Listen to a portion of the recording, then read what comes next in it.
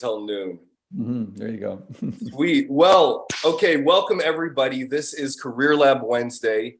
We are here every Wednesday, noon to 1 p.m. Central Time. You are welcome to join in. We've got Daisy, who joined in a little earlier. We've got with us Dr. Gordon Medlock. Great to have you here today. And special guest, Drew Allison.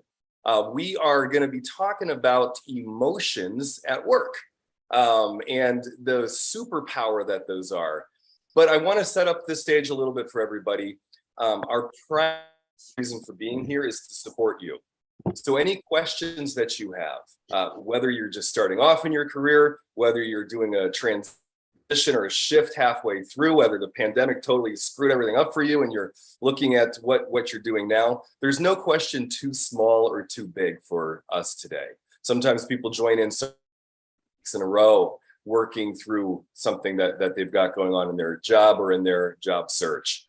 So that being said, I'd like to have Dr. Medlock and Drew. I'd love to have both of you share a little bit. I was filling in Dr. Medlock about how I came to invite you on, Drew.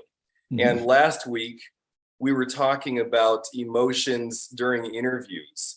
And you came to mind immediately. And I tried to say something that you had shared with me the week before, and I pretty much bumbled my way through it. So I thought I should invite you on and for you to share a little bit about how it is that emotions, the impact that they can have in meetings or in interviews, and how they can completely change our perception.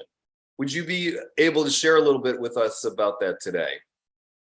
Absolutely. Yeah. And George, I really appreciate the invite. It's really fun to be here. Just to give folks a little bit background on me, I spent 10 years in the high-end retail space. So I was hiring, training, developing teams and store managers across regions for both domestic and international retail companies. In 2018, I made the jump to insurance sales. I wanted a different change of pace, a different work-life balance, made the adjustment to insurance, and spent a year selling insurance for a local Chicago company, and then got into management. And I got into insurance management at a time where we were exploding. So I was doing about 15 interviews a week throughout the summer of 2019. So I've done hundreds of interviews in my career. And then I've been on the other side of it as well. And emotions are a huge factor in how I determine the success that I have in an interview. And I define success a little broadly as well, and I can touch on that in a second. But one of the things that George and I were talking about that really resonated really started with Dan Siegel, and American psychologist, who defined emotions as an awareness of a change in integration. Emotions signal a change of integration between me and my environment, or me and the people that I'm working with. And when I read that statement, it really kind of blew the doors open for me in terms of in terms of how I can assess emotions in the workplace, and how can I assess emotions with myself. And the example the metaphor that came to mind was walking in the woods. And when I'm walking in the woods and everything is feeling really good, I'm feeling very positive, feeling the emotion of joy, communing with nature, all of a sudden a wind will shift. And the trees will make a new noise, and something will rustle. And all of a sudden, I feel fear. I'm in the same woods, in the same place, but my state of integration with my environment just changed. And now those same woods have switched from joy to fear.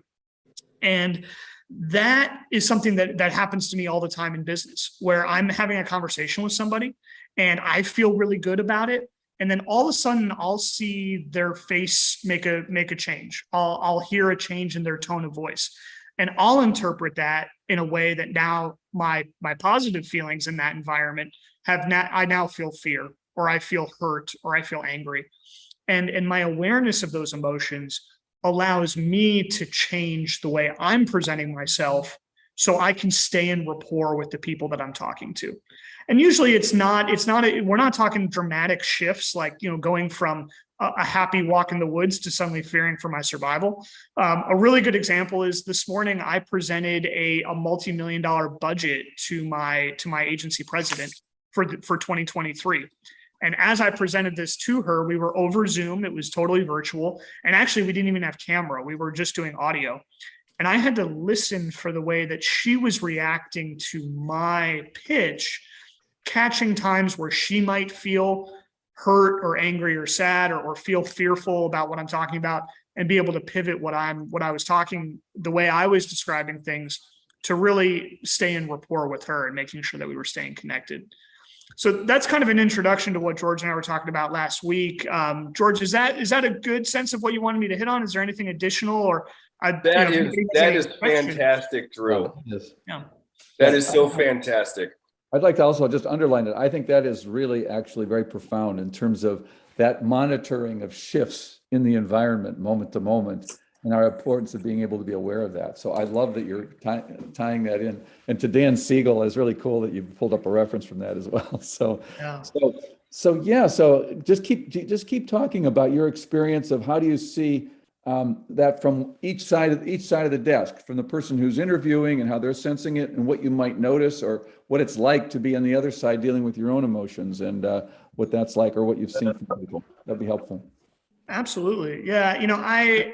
When I'm in an interview, I'm very aware that I have an opportunity to portray myself in a way that is going to relate to the person I'm talking to. And so I'm constantly looking for things that they are saying or doing, or ways that they're speaking. My hand.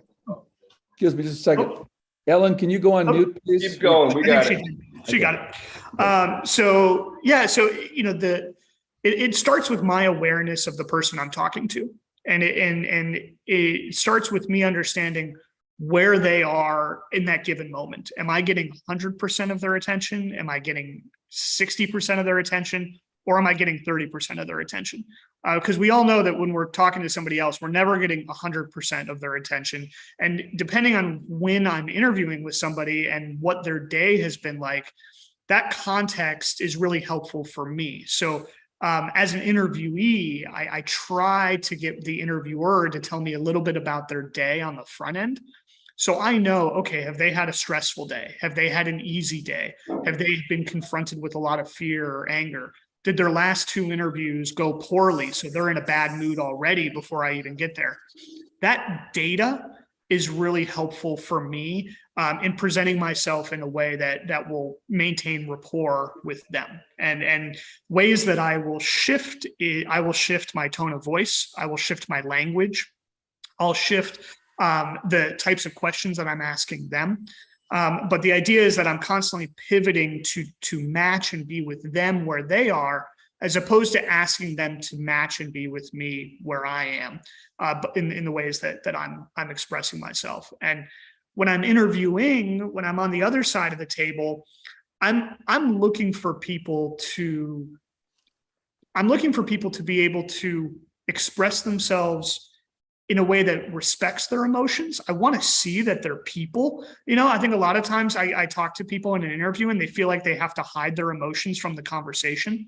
I want to see passion. I want to see excitement. I want to know that you have fears, you've been hurt, and how that's played. But I also want you to come to talk about those emotions in a really reflective, intelligent way. And I kind of hesitate to use the word intelligent. It's not really about intelligence, but I want to see how the person I'm talking to has learned from the emotions that they've had. So if, I often will ask people, tell me about a time where you failed. And what I really want to learn there is how did you handle hurt and anger? Where, like, if you got angry and you failed, how did you handle that? And I'm looking for people to answer me honestly, and not to kind of give a, like, oh, I've never failed, or or to kind of like sugarcoat it. Like, I'm often looking for a real insight into the emotional intelligence of the person that I'm interviewing. Drew, we have to have you on when we're doing some mock interviews on here. because that is so freaking helpful for what you're saying right there.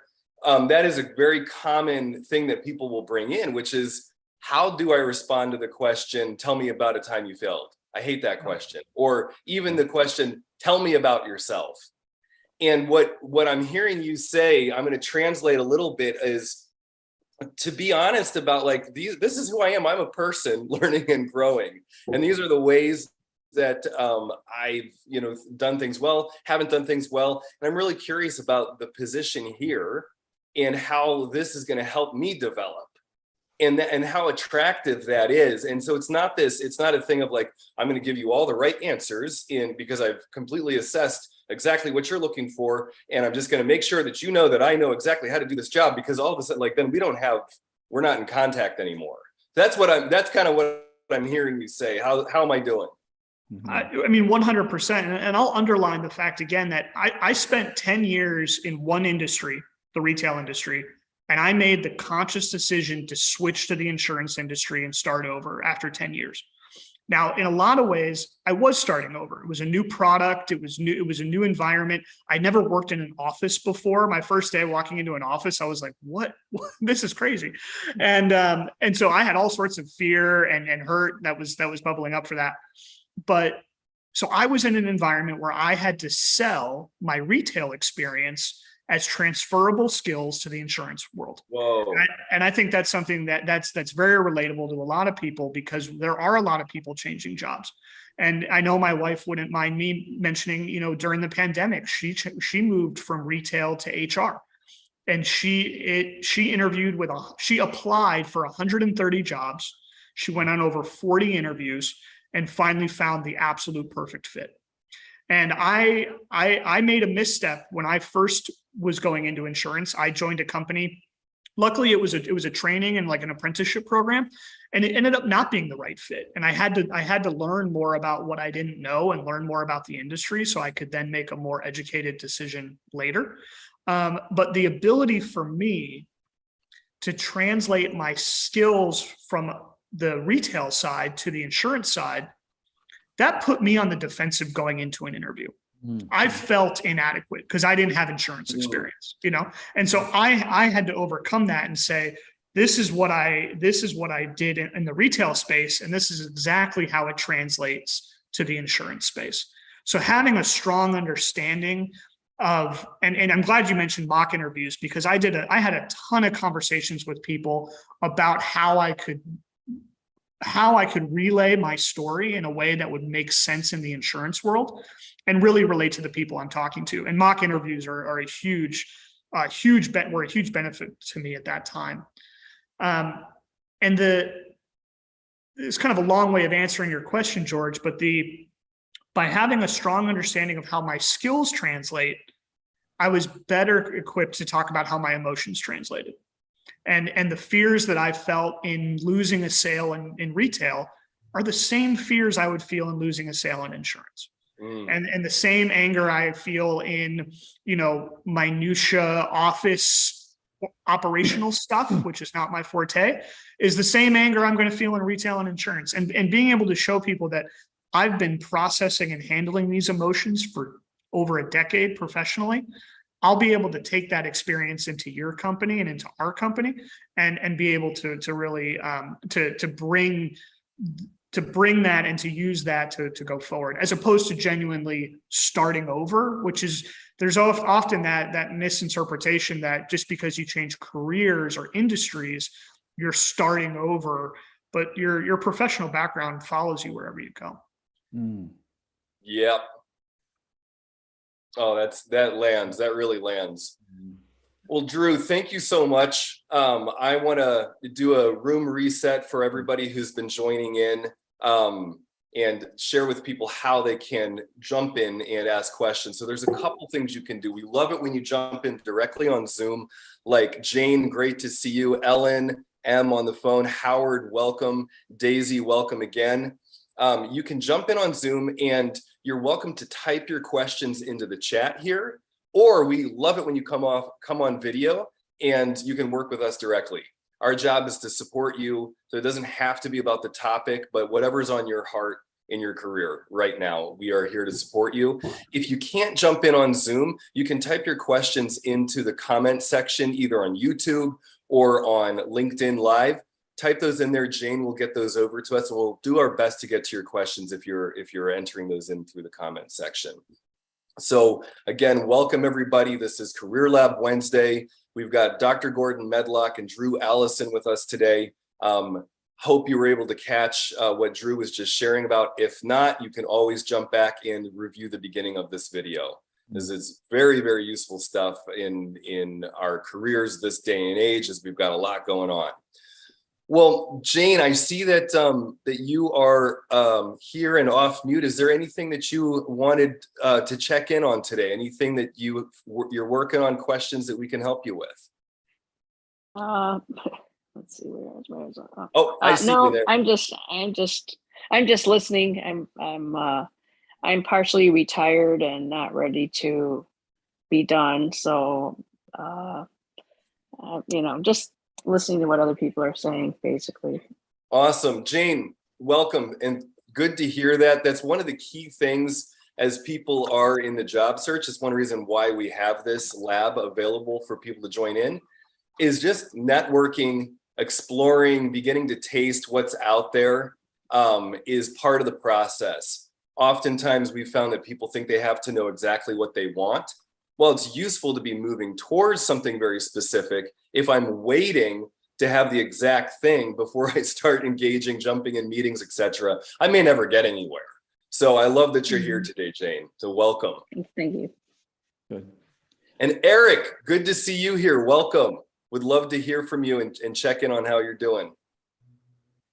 Yeah, Mom.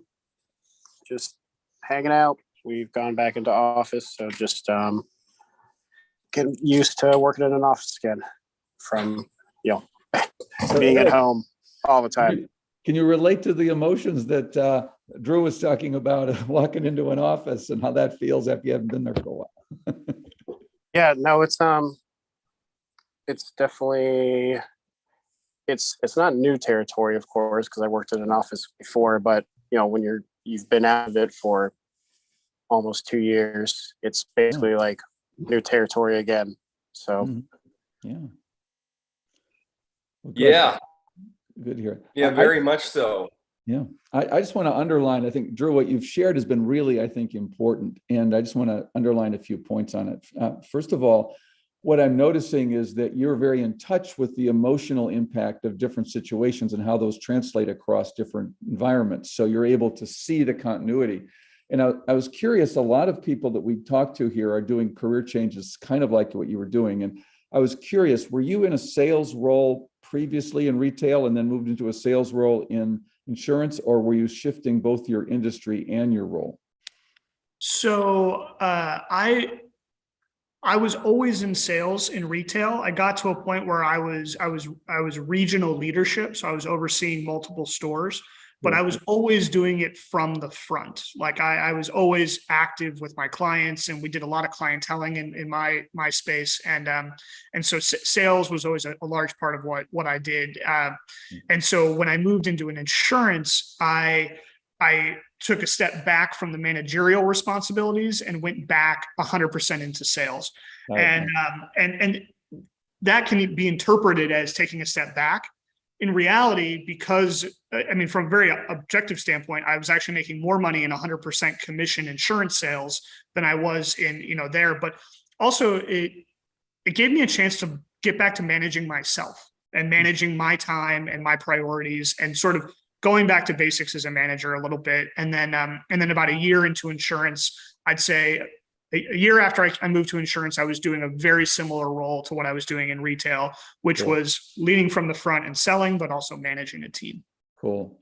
Thank you. So just for our audience of people who are here, that's really the key way, I would say, to make those kind of transitions. If you're going to change industry and role, do one or the other. If you try to do both, then you really are going back to square one. But you were able to leverage a huge amount of experience and then could relate those situations of when you were challenged in an emotionally charged situation and how you dealt with that. in a really effective way. So I'm not surprised that you made the change, and then you demonstrated the results quickly. So all of that just stood for that's how to drive a career. So nice demo of that too. I appreciate it. Absolutely. Yeah. The other thing I thought that was really important that you were hitting is this ability, like, to answer those challenging questions, like, when did you really fail? And those are the things that people often have, kind of canned answers to. But I will say, when you mentioned that story or that experience, an experience came up for me immediately because you were not just saying, you weren't just saying, tell me a time that you failed, but you were focusing on the emotion of what that felt like, which actually brought it back for me. So I think there's a way of, and even in prepping for interviews, when you have challenging questions, to start with when you're prepping with your buddy in a mock interview. So what are the feelings you've got around it? Because what I remembered, it took me back to an experience about 10 years ago when I'd been doing trainings in human capital management at different organizations. And I got this opportunity to do it at the University of Chicago. I had some connections there and I'd been doing some work there. And I was getting the opportunity to talk to over 200 individuals at a major HR conference that suddenly, because of some of the experience I've done and the connections I had at the U of C, I stepped in and had that opportunity. But I had no idea what that really meant. It was like, what was expected? What was the level of presentation I needed? To what degree did I need to have experiential learning and simulations for people to work on rather than just sharing content? So, and what I didn't do was ask for help, really get a team behind me, really have a team to present in a way that was really going to meet the needs of everybody in that room. So I show up for this conference to present. I've got all this material I know. I've got all this content to share, but there are 2 or 3 tables. I've got 200 people in the room, 2 or 3 tables who said, I don't need the content. I want the experience of take me through a simulation of what this really looks like, about how I manage human capital and really make those decisions effectively. And I tell you, I had to struggle to keep those groups engaged, those tables. But I realized my biggest learn from that was, holy mackerel, that was a time when I wished I'd used my skills to really build a team, to really have anticipated that in designing the curriculum in a way that would lead the leading edge learners, the ones that were the most advanced, would have gotten huge value, as well as the people who were learning content. So that was a huge learning for me. And that, if that were in an interview and I were to share that story, the learning would be, then I would want to say, in future times when I've had opportunities like that, I was now more aware of what the challenges would be and had the right people in the room to help me do it and come up with a scenario to show how I corrected it. But it just was amazing to me how quickly that story came up. And that was a dramatic sort of career moment for me, where I felt like I missed an opportunity to take something to another level and really learn a whole new set of skills. So, but I think that's really good coaching for everybody in the room, to just sort of pay attention to, or the questions that people throw you, like, tell me about yourself. If you haven't rehearsed that can immediately cause some anxiety. Gee, I don't know where to go with that. So working with that emotion to get it to, how do you anticipate the answer? How do you really look at what you're trying to communicate that's going to lead to the kind of result you want, is just great advice. So I really appreciate you bringing that in. I think it's really cool. Thank you. Fantastic. Well, we've got a lot going on here in the comments and things. So I want to share some of this. So Janet, who's been joining in here for a little over a month, she wanted to let us know that she has done well in an interview, and they're putting her forth in a bookkeeping position for downtown Chicago. So that's freaking awesome. Way to go, Janet. Looking forward to hearing more about that. And for anybody who's just jumped on, this is Career Lab Wednesday. Every Wednesday, noon to 1 p.m. Central, we're talking about emotional intelligence in the workplace, how to use your emotions effectively. If you're just jumping in, you can always go back and review the beginning, because Drew Allison and Dr. Gordon Medlock have shared some great things about that, some personal examples of that in their careers. So you can take a look at that there. Also, wanted to name Janet has recently joined our Year of More program. And an introductory to that is the More Life training. We have another one of those. That's a very deep dive, experiential weekend training that lots of coaches, therapists, lawyers come to get their, what is it? Is it CEUs, yeah. Dr. Medlock? Yeah. So that's a it's free if you use a code. So take a look at that. If that's something that you're interested in, let us know, and we can help you get signed up for that. But now we've got some questions coming in. Howard, I see your hand is raised. Is there something that we can support you with today? Oh, you are on mute. And while you're coming off mute, just to say, we love it when you can jump in directly on Zoom like Howard's doing. We can work with you one-on-one here. If you can't do that, type your questions into the comment section and Jane will get those over to us. All right, Howard, welcome. All right. So thank you so much. So you can hear me now, obviously. Sure. We got you. Okay. So I'm in the final throes with 4 opportunities. Okay. All right. And one yesterday, Monday I flew to New York to do an in-person interview with, I did a presentation and a critique, and, really, it was a whole day, right? It started at 9 o'clock in the morning and it went until 3:45 till I had to get back to the airport to fly back to Chicago. So here's really where I'm at, right? So one would mean that I'd have to up, and my wife and I would have to sell our home and move back to another place, which we're game to do, right? Because it's a pretty cool position, right? It's to be the executive creative director at a major cataloger out on the East Coast. Oh, cool. Which is and they have a big sales funnel to fill. It's a 75-year-old company that is they look a little dusty, right? And they need some modern tools on the inside, and then they need a refreshed look to go to market.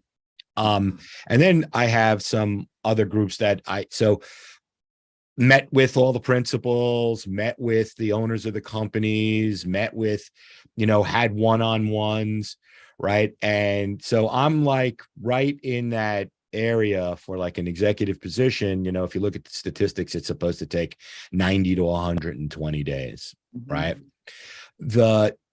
How do you so is there any hint to how you push them off the cliff to make a decision, right? Because every time I reach out, it's because I reach out a lot, right? Because it's important to me. They're all around creative or creative operations or running an agency, or because that's where my background is. And, it's all about that, right? And it's I get a lot of thank you for your patience letters, right? That are, because I'm following the companies, I see what they're doing. I'm not, and I'm trying to show them that I'm interested in them, because I think it's important that they know that, because some of this stuff has been going on since July 2nd, so, and I want them to know that over the last 4 months that I've, been interested and really think that these jobs would be good for me and I would be good for their companies. Right. That's where I'm at. Right. So how do you how do you get him to the end? You know what I mean?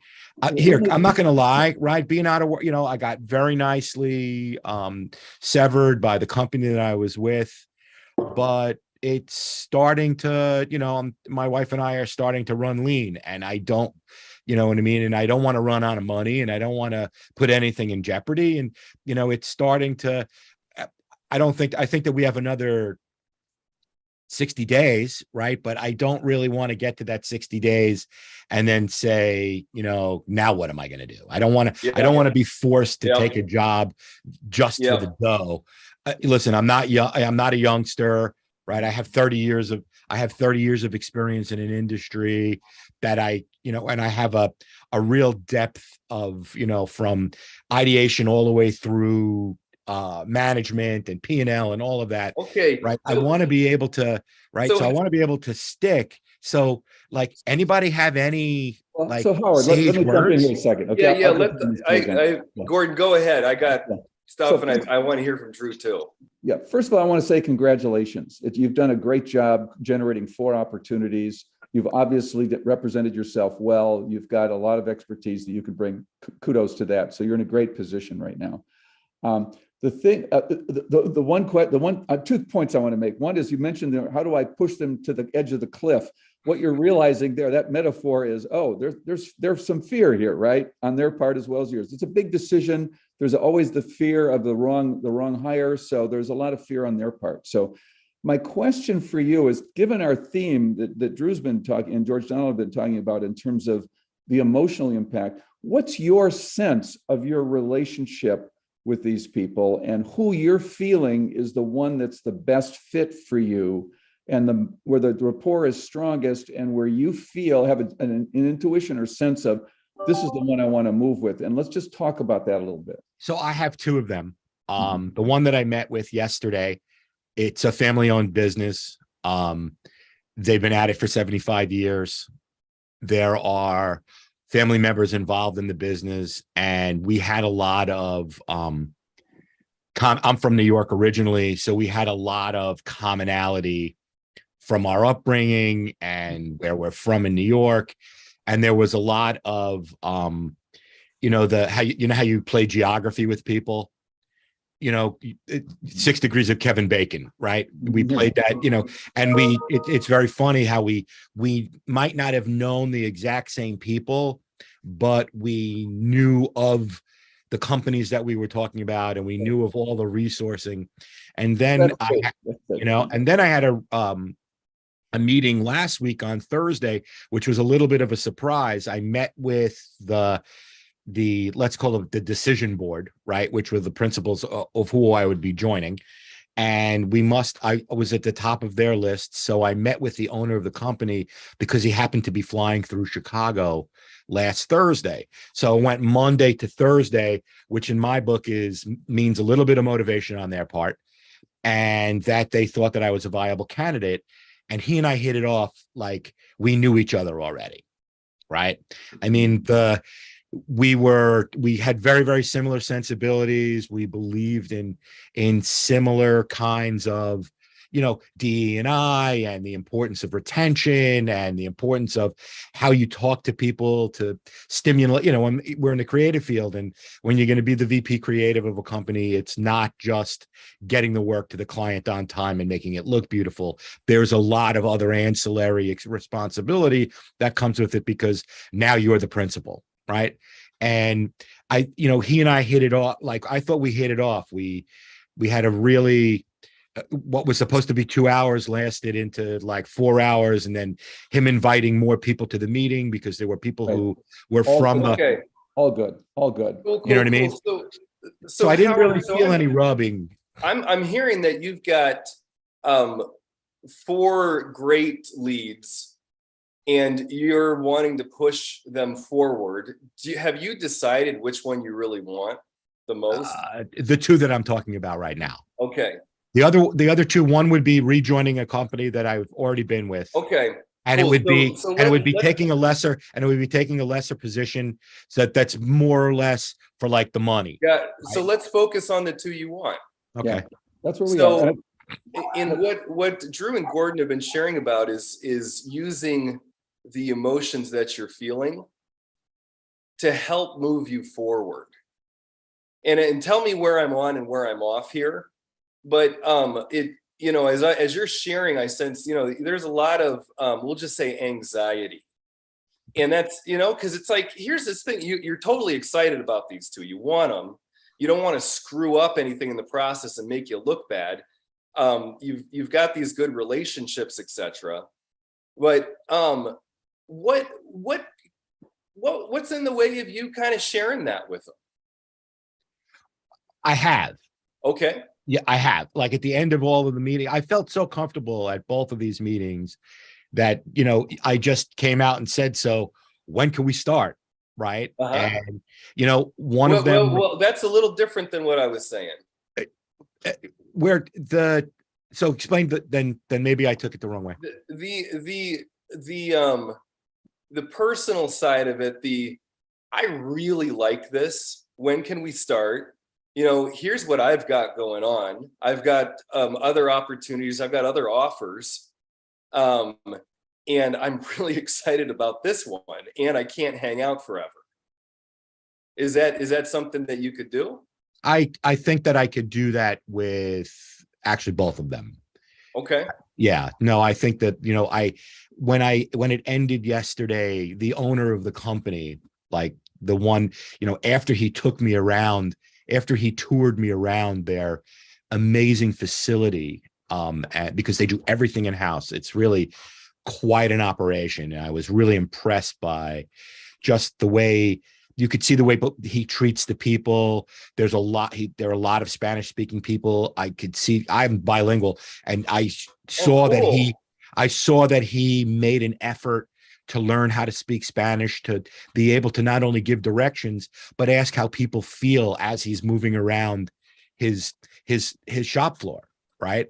Mhm. And I was very impressed by that. Right. And so there's, what I'm picking up on is you've got a lot of wants here. Like this stuff looks good, and there's a level of fear or anxiety that you could name with, in rapport with them and say, look, I really like this. Here's my thoughts about it. I think I'm a great fit. It sounds like you think so too. But I can't hang out here forever. And then you're meeting that directly. And it sounds like that's something that you're going to take on. Yeah, I'm gonna. If I don't hear from, because I met with them last Thursday, so I like to give people like a week to, and then hit them. I'll ping them, or I'm gonna call the owner of the company that I interviewed with last week, because because he opened the pipeline for me. He's like, you want to call me anytime to just see what's going on, please do not hesitate. Right. Great. And I don't even know that I would wait a week. I want to actually check in with Drew on this, because one of the things that I've picked up, I haven't been hiring anybody for several years, but when I was, one of the things I realized was when I first started hiring, how bad I was at it. And I was like, oh, geez. I made some pretty big mistakes, and it's as we've been leading this career group, something I often pick up on is that I don't know that a lot of companies are that great at hiring, and that it sometimes can be helpful for somebody to even help them make the decision. So if we've got you anxious about this, like wanting it, but kind of waiting on them, and then like they're kind of bashful, like waiting on you, and so I'm just, I don't know what's true or not, but I think it can often be beneficial. But I want to hear what your thoughts on this, Drew. Well, I appreciate that frame, George, because there's a couple things I'm picking up on, the desire to, because you're feeling fear about your future and about where you're going to end up, and you want to share that fear with the company in a way that makes them excited about you, because it's like, hey, he's scared about where he ends up because he cares where he ends up. Right. And one thing that I focus a lot on, whether I'm going into a meeting or an interview, is, did I have the proper meeting before the meeting? If I'm working with a recruiter, or if somebody was a referral, did I get enough context about this person before I even walked in and had the conversation? And then after the fact, do I have a point of contact to almost have these more emotionally real conversations that are separate from the pleasantries of, thank you for your patience, we'll be in touch when we can. Like identifying the person that one or two people in the company that you really built a rapport with, that you could call and basically be like, yo, what's up? Like, I'm super stoked about this. I want to lay my cards on the table. What do you need from me?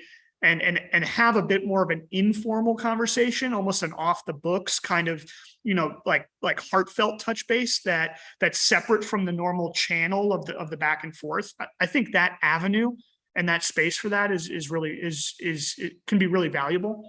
And to George's point, when I am interviewing and I get an email afterwards where somebody is thanking me for their time, that's fine, but everybody should be doing that, right? And a canned letter that's like, thank you for your time, is okay. You're going above and beyond a little bit, But what I really want to see is what you emotionally took away from the interview. Where did I leave you, and give me an insight? And so it sounds like it might be time for you to just update them on where you are emotionally, so they know you're as invested as you were previously. Because it's a long ramp. When I moved into a new role, I was recruited at the end of last year, and it took 2.5 months. It was a long time of not knowing. And by the end of it, you're like, do I even want this thing anymore? Right. And every once in a while, you kind of have to like re-engage your own excitement about it. And my thank you letters are, I write I use some snippets from some, but what I do is while I'm interviewing, I try to draw the salient points out of what we've discussed. And I use that to reinforce how I'm excited about this, right? So I usually put down like five bullets that, so, and it's really funny. I've had some, and I call it, and I've had people actually write me back and say, wow, this really, even for jobs that I haven't gotten, thank you for at least, it looks like for being involved in the interview. You know what I mean? Because that's what you want. When I was a hiring manager, that's what I wanted to see, because then I know you were involved and we were having a conversation and you picked up on the things that you knew that we can share as strengths to go forward. So I have my thank you letter is pretty tight. I put a lot of thought into it because, like you guys, I was a hiring manager once and I knew what I'd like to receive. So, Gordon, you're on mute. I don't know if you're. Oh yeah. Sorry about it. Let me jump in, and sorry I have to step away for a bit, but I thought Drew was really. First of all, Howard, it's clear you've got the skill set to manage these things well. You've got a lot of you've established your credibility. You know how to interview. You know what you're doing. It's really you're working on managing the short timeline, the timeline from your perspective. But I think. I really thought Drew had a really good point. I just wanted to see if that landed around using the sort of informal channels to have a more personal conversation about where you are. Did that ring true for you? Did you? No, it definitely does. Yeah. I mean, there's one that it was very it's for an agency here in Chicago. They're on the grow. I understand their business model. We talked about, and, with their two of the partners, and then I got to meet the owner. He invited me to like a club in, like a place to eat breakfast, a club in Chicago that's pretty exclusive, and I met, and we met at this venue and we spent 4 hours talking about like what we can do to improve and how we can, build the agency and how we can, we talked about like all of the things that you're supposed to talk to. Well, and then so we talked about Howard, I want to jump in with something more here, because the more that I'm hearing you share, it's like you've got it. You've got these two things, and I'm starting to have the question of, I wonder, and this is kind of a coaching thing for everybody. If you're jumping and you want to go back and watch this whole thing, and Howard, it might actually for you to go back and review it. Because it sounds to me like there's some kind of a limiting belief. Because to me, it's like the guy even said, reach out and call me anytime you want. And it sounds, and some of the things you're sharing about the level of like how cool these places are, the cool stuff that they're doing. I'm noticing for me that if I was in your shoes, I would be like, dang, am I good enough? I would have this, even though I have the track record, even though I know I am, but on some kind of emotional level, there might be this thing of like imposter syndrome or whatever. Oh, I do that every day. Okay. I do that every day. I mean, it's the plight of being a creative, right? Because especially being on both sides of the business, right? The business side and the creative side, you always feel that insecurity, right? And there's and it depends on how it manifests itself. For me, it manifests itself that I need to ride my bicycle, right? That's how I kind of reaffirm my confidence, right? Yeah. You know what I mean? You torture your body and your brain goes away. So but the unfortunate thing is that is the plight of like what your success in in the creative industry is always because you're worried about what, are you good enough? Right. Because it's one of those prove me kind of businesses, you prove to me kind of businesses, and you can't rest on what you did the last time. You have to be innovative enough to make it better. Right. So there's a specific amount. So you're actually using your anxiety effectively here to drive you forward. Good. Because I think one of the things Dr. Medlock often brings in, we're going to jump over to purpose from emotional intelligence. Though Dr. Medlock often says something like, we can see our career as a vessel for us to reach our potential. Like we want that to be, and it sounds like even in this interview process, that there's a level of you kind of moving into your next level of leadership, your next self, however we're going to frame this, that you're taking on here, and that you're going to be doing that in one way by reaching out and saying, hey, and moving the relationship forward, and you taking the initiative on that, in perhaps a way that you haven't in the past. And so you're actually stepping into a new level of leadership and authority here. Yeah. Is this all okay? You're shaking your head. Yes. Okay, cool. I think the other thing I'm hearing, George Donald, that you're saying that I think is important is the mindset, or the mental mindset of approaching it. And what I would add is assuming goodwill here. It sounds like there's goodwill on both sides. There's goodwill on your side and on their side. These are big decisions. These are not things. If this was a recent meeting and there's not been a long ramp of getting to, it's going to take some time.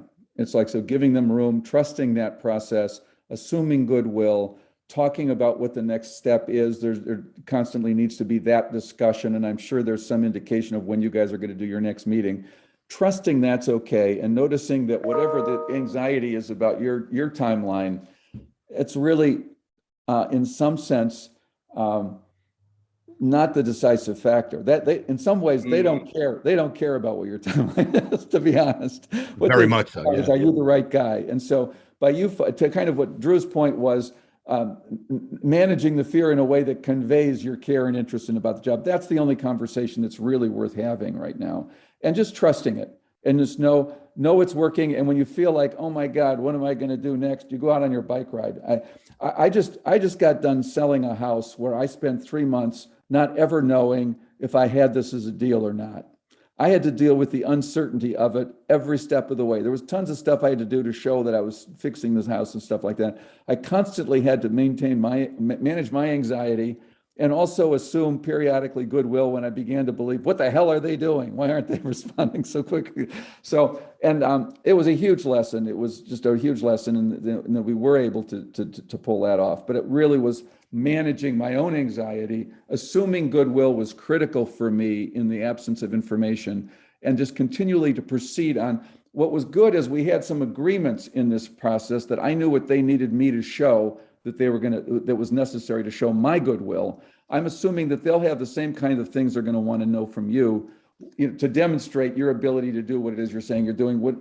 The more that you can get them to be specific about what do you need to see or know, to have your confidence level be where you need to pull the, to make the decision here. And you just keep orienting to that, and you just keep delivering. I get the sense you're competent, you've got the skill set, you're in very positive conversations that are all green lights.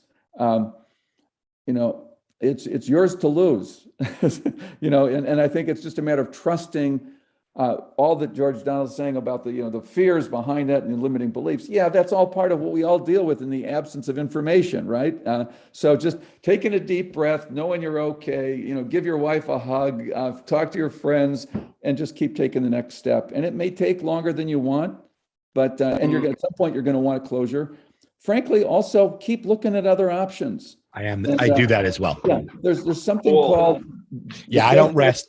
I can't rest, because what happens if there's something out there that's equally as intriguing to me? No, I totally agree with that. The reality is, and I've done a lot of coaching over the years in this, what I find is that when somebody gets something that's moving forward and they're looking like they're going to get an offer, suddenly they've got 3 or 4 offers to negotiate, because people get it. Because actually, if you get something else that's like really good, but maybe not quite as great as these, and they've got an offer on the table, then you say, listen, this is my situation. I really want to work with you. Then it becomes real. Then they got to say, oh, we're going to lose this guy if we don't do it. So just trust that that's going to happen, and just keep generating options, and keep breathing deep. Thank you for your help. I appreciate it. Good luck on that one. Okay. Thank you for sharing this. This is a great story. And I was at last month. I joined this meeting, and it helped me. Last month's topic helped me. So I figured, why not? Oh, good. Great to have you here. Awesome. I want to hear the outcomes of this too. So don't worry, I'm going to come back. Yes. There'll be some closure for everybody. Yeah, we're all invested now. Yeah. Thank you so much. Awesome. Howard, thank you so much. Because part of how this works is that you're sharing a lot of other people who are viewing in, working their process for them. So I really appreciate you jumping in here like that and keeping us up to date. Fantastic. My only thing for everybody is it's just throughout my career, I've been, you just gotta keep going, right? Don't listen to the noise and don't get caught in the fog, right? Just keep going, because here I'm gonna, you all know that have heard Jim Valvano's speech, right? You can't, if you love it, you can't quit. That's it. You just can't quit. He was at the end of his life, and he gave a speech at one of the ESPN gatherings. And if you haven't seen his speech, it's very inspiring. And basically what it is, he had terminal cancer, and he actually died, I think, 3 weeks later. And he said the three most important things is to laugh, kiss your relatives, and appreciate what you have. And then don't quit. Right, just keep moving forward. And what's the guy's name? I'd like to get that. His name is Jim, and his last name is Valvano, Valvano. He's was an NCAA. He coached North Carolina State to an upset victory in one of the like in an amazing game that Awesome. when I was a kid. Right. Well, Howard, thanks so much. I just pleasure. found that and dropped the link in the chat there for everybody. Oh, sweet. Thank you, Jane. Thank you so much. We are heading into our final minutes here, and I wanted to check in with, first I wanted to respond quickly to, I don't remember who asked the question, but Ellen, are you able to come off mute in a second and share a little bit, because you've got something coming up? And I also wanted to respond to somebody's question online about how to get your leadership team interested in emotional intelligence. Without you jumping in and telling us more, the best thing I can say is for you to use it, for them to be saying, whoa, what's going on here? Why is Ramonia influencing the team the way that she is? I think if I'm looking at the right one, you're in engineering. And that's a spot where historically there's not a whole lot of quote unquote emotional intelligence, or it's not a focal point there. So I suspect you could probably make a pretty significant impact with how you're interacting with people. So take a look at that. If you can jump in next week, that'd be awesome. I'd love to hear more and support you in this. But the way you're going to be able to do it best is by you leading by example. Now, Ellen, are you able to come off mute and share with us? Okay, yes. Cool. I'm interviewing for a position of administrative assistant on Sunday on Signal. And right now I am kind of in a semi-management position. And what I do is I help people who have mental health and chemical dependency problems. And then I also have a lot of administrative tasks that I do as well.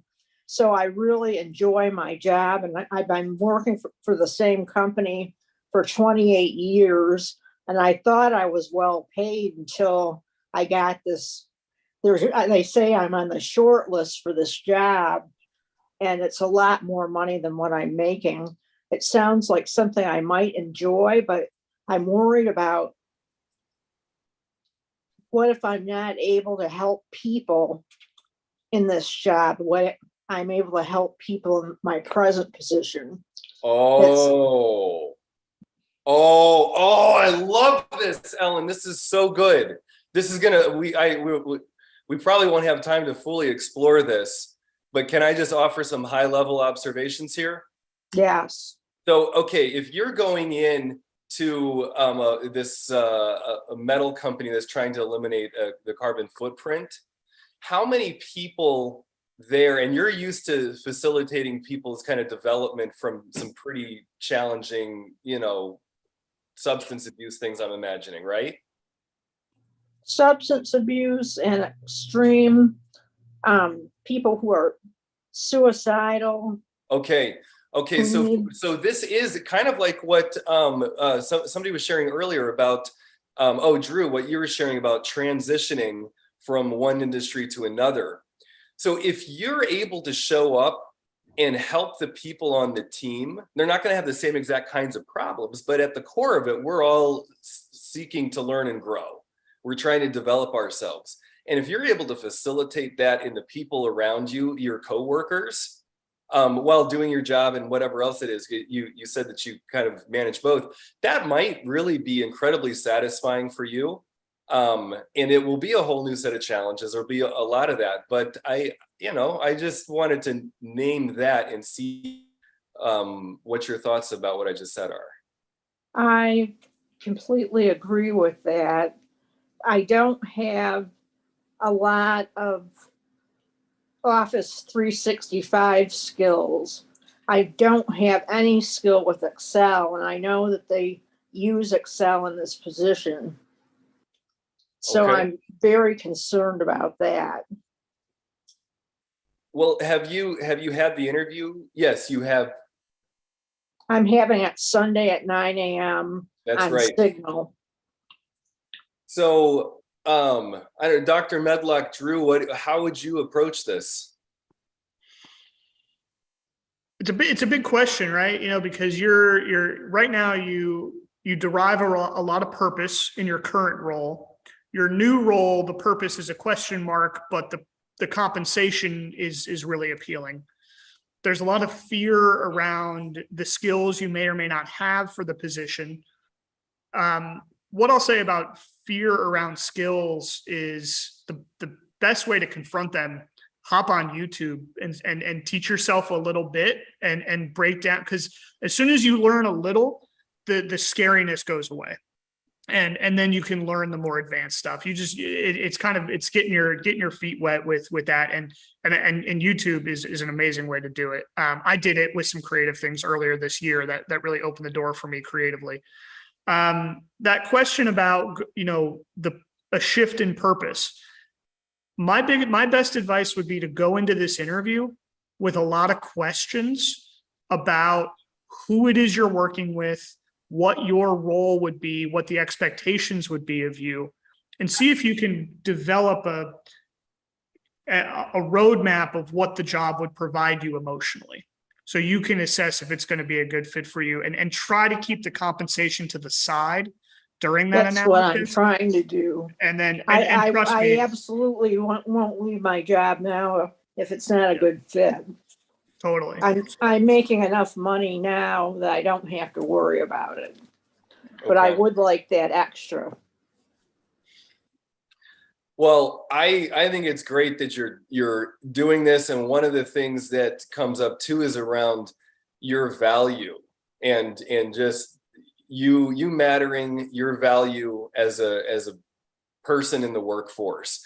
And so as you're doing this, I'm excited to see, even if you stay at the company that you're at, but it should, especially if you're intending it to, give you more insights about how you could do your current job better, and the how much impact you're currently creating and how you can do that Yes. even more so. Yes. So I think this is a beautiful process. And Ellen, keep us up to date with how this goes. And I'm a writer, and I write short stories and poetry, and I was accepted into the MFA program at Lindenwood for creative writing on the basis of a short story that I wrote.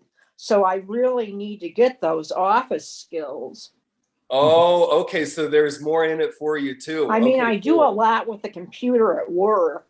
I use Word. I do a lot, but it's not like I can hop on a PC Got and it. do something someplace else. Okay, If that makes Ellen, sense. we are right at time, and so I'm gonna be cutting us off here, but you gotta jump back in next week and let us know how it went. And Is this a weekly meeting yep, We meet every at the Wednesday, same noon to time? 1 p.m. Central. And I just Every want to, Wednesday at this time. I want to thank Drew for being here today. I think it was a huge contribution. Would love to have you come back and join us again some in the sequence of things. So Yes. really appreciate it. Great to be here. It's great to be with everybody. Thank you so much. And yeah, it was a pleasure. Looking forward to coming back. Okay. Take care. Thank Thank you you so all. much, Drew. Don't jump off. Thanks, Ellen. Dr. Medlock, thank you. See Okay. everybody next week. Again, you can watch the replay of this on YouTube. It's streaming live right now. And we've got some evening webinars that take these topics deeper.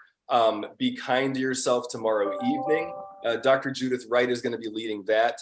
And then in a couple weeks after that, I'm going to be leading a training on emotional intelligence. Would love to see you there as well. And then again, our signature program, the More Life Training, fantastic thing to come check out. That is going to be early November. So blessings, everybody. See you next week, and hope to see you on the webinars in the evening as well. Make sure you say hello to us. Thank you, All George. right.